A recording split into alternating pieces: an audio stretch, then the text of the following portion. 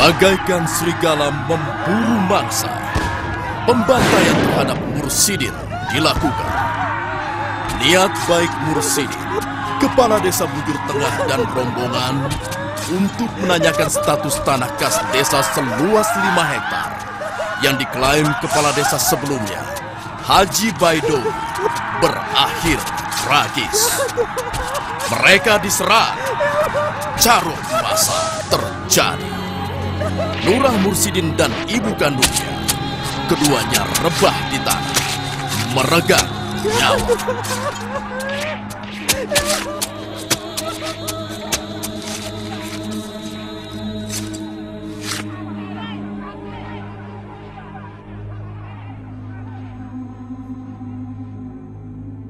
Kesalahan formalnya masalah tanah ya, tanah kas desa.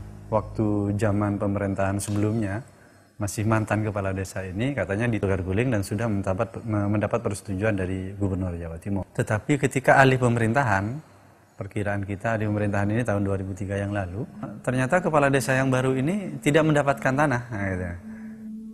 Tanah kas desa ini sudah ditukar guling, tapi penggantinya tidak jelas. Itu menurut kepala desa yang baru.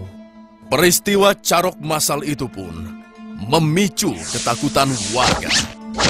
Aksi pelaku carok terkenal sangat sadis, dan nyawa kepala desa adalah taruhan atas perebutan tanah kas desa yang ingin dikuasai Haji Dowi.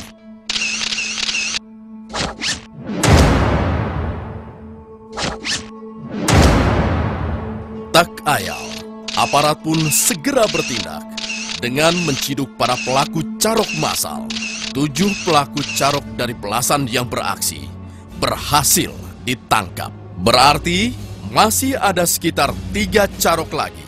Di antaranya Agus beserta istrinya Sania dan Madtoli yang diburu dan dicari keberadaannya. Mereka harus mempertanggungjawabkan perbuatan mereka yang dengan sengaja menghilangkan nyawa orang lain. Untuk pelakunya yang sudah kita tangkap ini 15 orang dan saksi yang sudah kita periksa lebih kurang 40 orang saksi. 15 sudah kita ajukan ke pengadilan, sekarang sudah kasus ini sudah dengan kejaksaan. Pak Agus ini otak utamanya dia. Ya, utama di lapangan yang pertama ya, ini yang termasuk provokator juga dan yang merekrut dari orang-orang dari luar Bujur. Ini ada yang pertama adalah Pak Agus.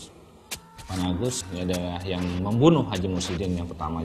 Ini memang sudah kita berusaha, termasuk di kediaman rumahnya sudah kita cari fotonya yang bersangkutan, baik di kelurahan dan teman-temannya memang tidak ada yang bersangkutan, beserta istrinya Sania berarti. Terus yang ketiga adalah Matuli. Ya Matuli ini sudah ya ini ya Matuli ya. Ini waktu sidang itu dia juga masuk di sini. Ini juga kita cari. Tragedi berdarah dipicu oleh laporan Kepala Desa Bujur Tengah Musridin ke polisi atas status tanah kas desa yang diakui oleh Baidowi, mantan Kepala Desa Bujur Tengah sebelumnya. Bagaimana mungkin tanah ini milik pribadi, sementara surat-surat lengkapnya ada di kantor Kepala Desa, Pak? Baik Pak, masalah ini akan segera kita tindak lanjuti hingga status aslinya benar-benar terbukti. Bagaimana? Boleh saja, kalau itu yang terbaik. Saya hanya memperjuangkan hak warga, Pak. Yang jelas pertama tanah kas desa gitu ya. Tanah kas desa ini ditukar guling. Kan berarti tanah penggantinya ada gitu.